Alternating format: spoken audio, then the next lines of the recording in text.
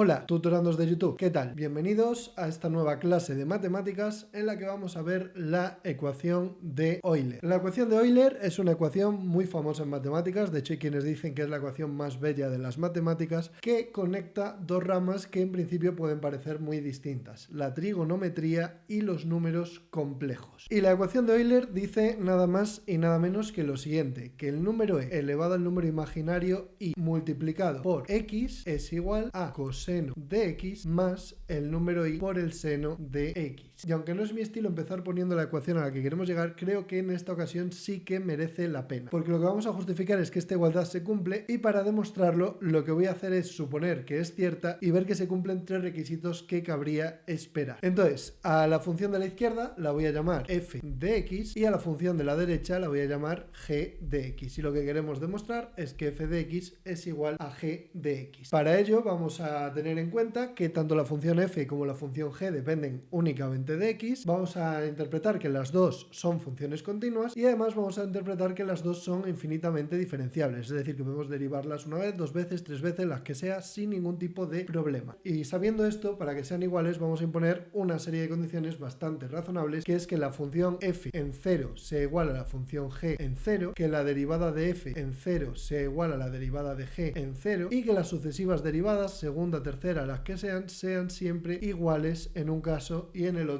evaluadas en 0. Y esto es lo que vamos a comprobar y se comprueba bastante rápido. Por un lado, f de 0 va a ser e elevado a i por 0, que es e elevado a 0, y cualquier número elevado a 0 es 1. Por tanto, f de 0 vale 1. ¿Cuánto vale g de 0? Pues g de 0 va a ser el coseno de 0 más i por el seno de 0. Ahora bien, sabemos que el seno de 0 vale 0, así que este término de la derecha se cancela y el coseno de 0 vale 1. Por tanto, esto de aquí es igual a 1. Así que se cumple que f de 0 es igual a g de 0. Ahora vamos a derivar. Cuando derivamos e elevado a i por x nos queda i por e elevado a i por x. Y si cambiamos la x por un 0, lo que nos queda aquí es i por e elevado a i por 0, y e elevado a i por 0 ya hemos justificado que era 1, por tanto esto de aquí es i. Ahora, si nos vamos a g', lo que vamos a tener es que la derivada de coseno es menos seno y que la derivada de seno es coseno. Y cuando ahora cambiemos la x por 0, el seno se va a cancelar, el coseno va a valer 1 y nos va a quedar i. Y en el siguiente paso vamos a ver lo siguiente: la derivada segunda de f con x, no voy a centrarme ahora concretamente en el caso 0, es igual a i cuadrado por e elevado a i por x, pero i cuadrado por definición es menos 1, así que esto es menos e elevado a i por x, es decir, que es menos f de x. Por otra parte,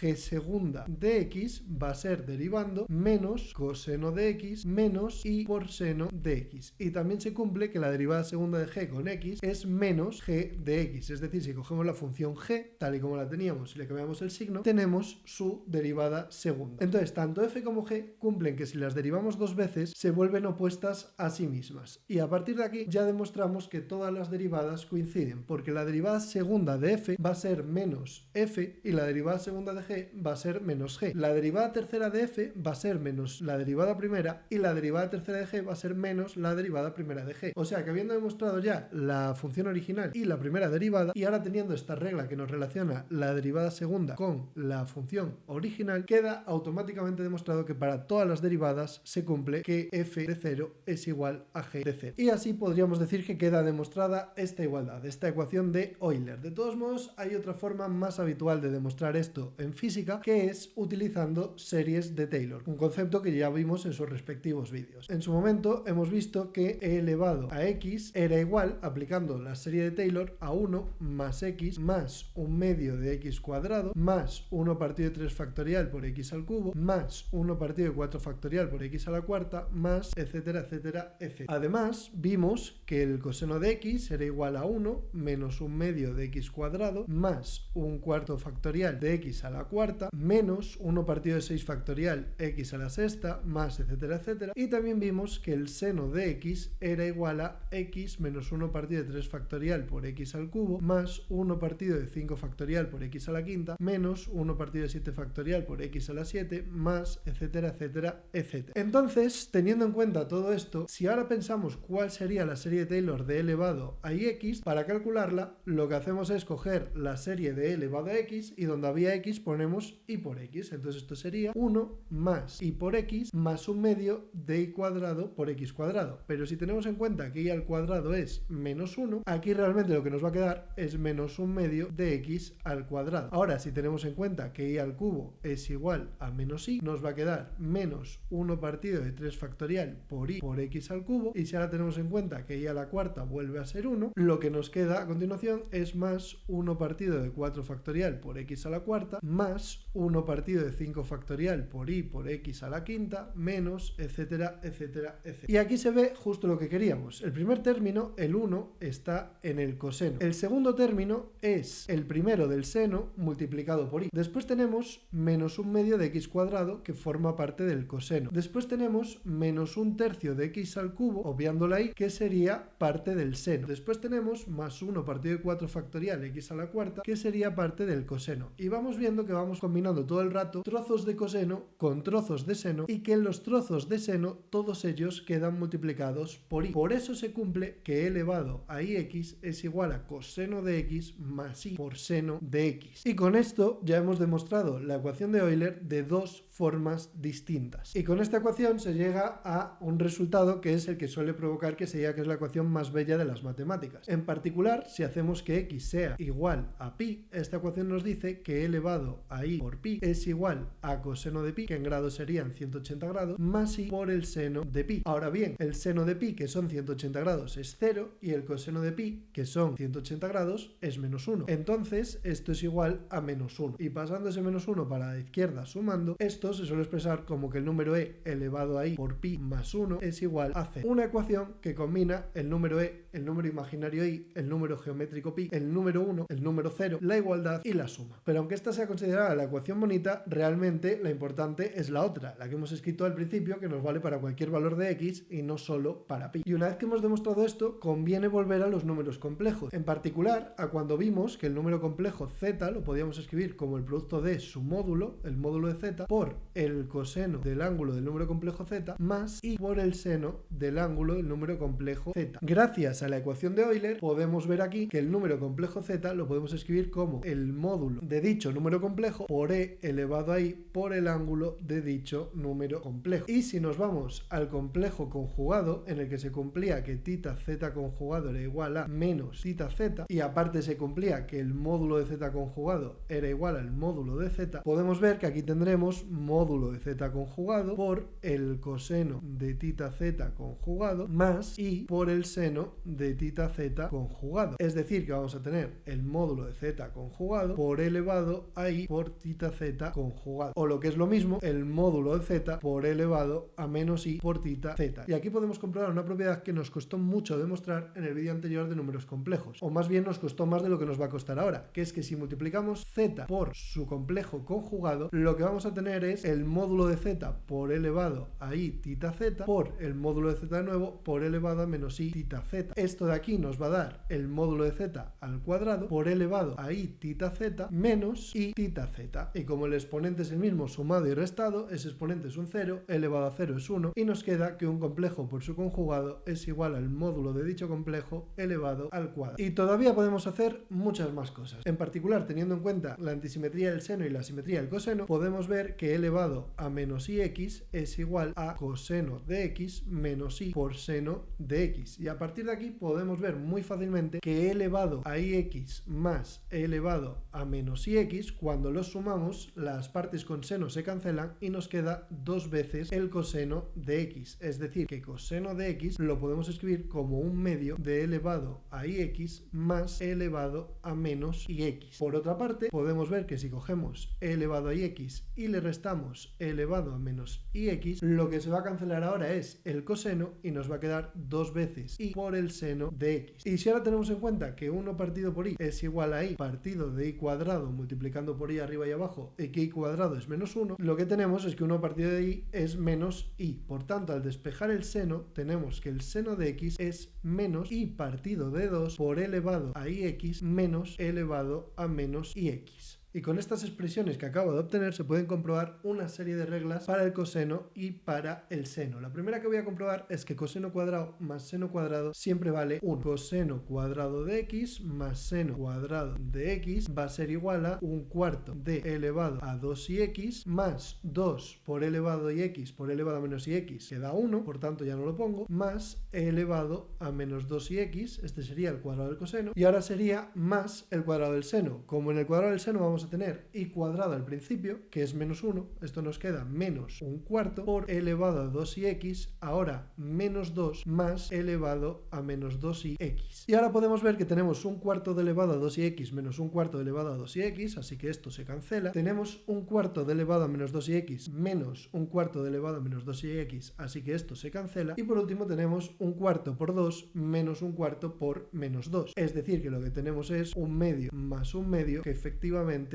es 1. Y también podemos demostrar así, por ejemplo, las derivadas del coseno y del seno. La derivada del coseno de x con x va a ser 1/2 por y elevado a ix menos y por elevado a menos ix. Y si sacamos esta y para afuera, nos queda y partido de 2 por elevado a ix menos elevado a menos ix, que efectivamente es menos el seno de x. Por otra parte, si derivamos el seno de x con x, lo que vamos a tener es menos y medios por y por elevado a ix más y por elevado a menos ix, y al sacar la y para afuera, y cuadrado es menos 1, con un menos delante queda positivo, y esto da 1/2 de elevado a ix más elevado a menos ix, y esto es efectivamente el coseno de x. Entonces podríamos decir que es más fácil demostrar las derivadas del coseno y del seno con números complejos que como lo hicimos en su momento, pero realmente aquí estamos introduciendo una pequeña trampa, porque para demostrarlo así tenemos que haber llegado a la ecuación de Euler, y para haber llegado a la ecuación de Euler previamente teníamos que saber ya cuál era la derivada del coseno y cuál era la derivada del seno. O sea que más que demostrarlo así, lo que estamos haciendo es comprobar que con la ecuación de Euler seguimos manteniendo la estructura que se tenía que mantener. Realmente, por orden histórico, no podríamos haber llegado a Euler sin saber esto previamente. Por otra parte, gracias a estas expresiones podemos expresar las funciones arco, tanto arcocoseno como arcoseno, como logaritmos de números imaginarios y demostrar sus derivadas una vez más. Entonces, si coseno de x es igual a eso, despejar x de la parte de la derecha nos da el arco coseno. Entonces,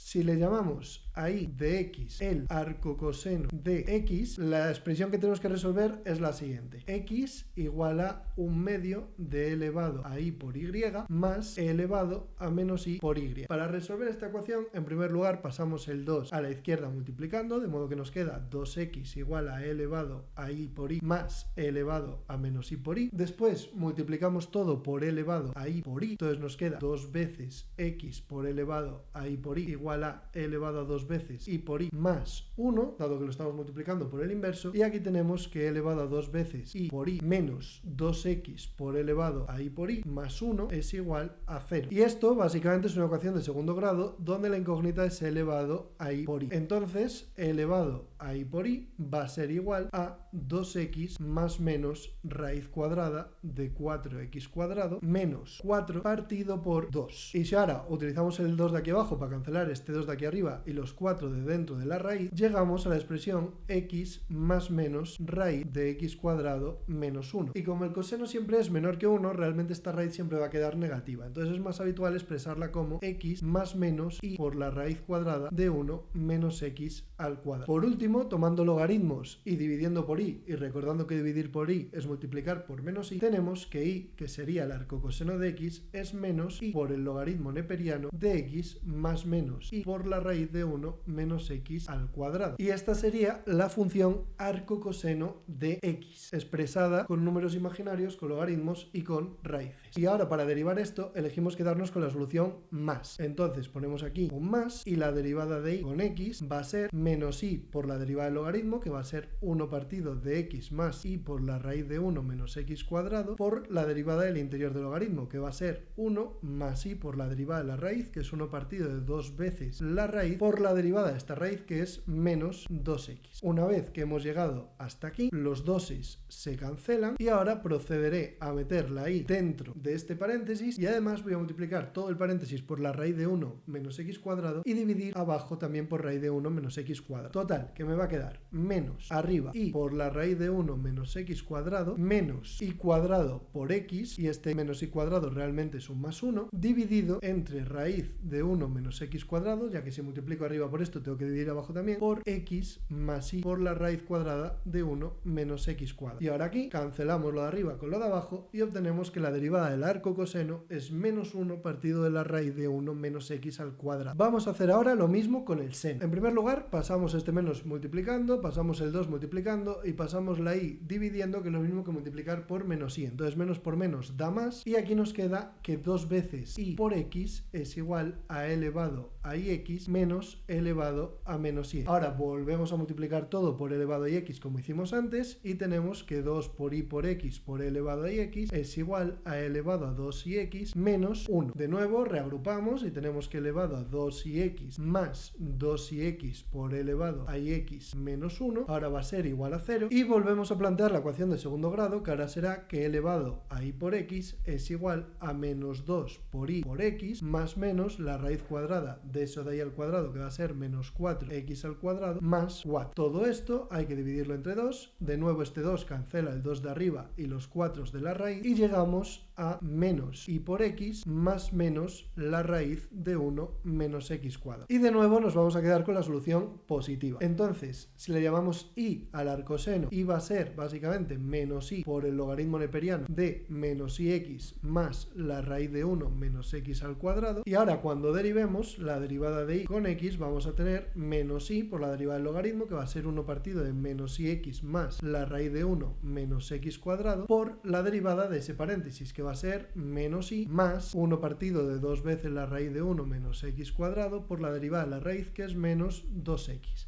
A continuación, una vez más, nos cargamos los doses, volvemos a meter la y aquí dentro multiplicando y volvemos a multiplicar todo por raíz de 1 menos x al cuadrado. Total, que nos va a quedar menos, abro paréntesis, menos y cuadrado, que es 1, por la raíz de 1 menos x cuadrado, menos y por x, todo esto dividido entre la raíz de 1 menos x al cuadrado por menos y x más la raíz de 1 menos x al cuadrado. Aquí cancelamos de nuevo el paréntesis y obtenemos que la derivada vuelve a ser menos 1 partido de la raíz de 1 menos x al cuadrado. Realmente la derivada del arcoseno y del arcocoseno vale con más y con menos, lo importante es que sea dividida entre la raíz de 1 menos x cuadrado, lo otro son convenios. Y hasta aquí todo por hoy. Podríamos demostrar también el seno del ángulo suma y el coseno del ángulo suma, pero ya el vídeo quedaba demasiado largo. En la siguiente clase de matemáticas lo que haremos será definir las funciones coseno, seno y tangente hiperbólica. Como siempre, espero que este vídeo os haya sido de utilidad y nos vemos en el siguiente. Hasta luego.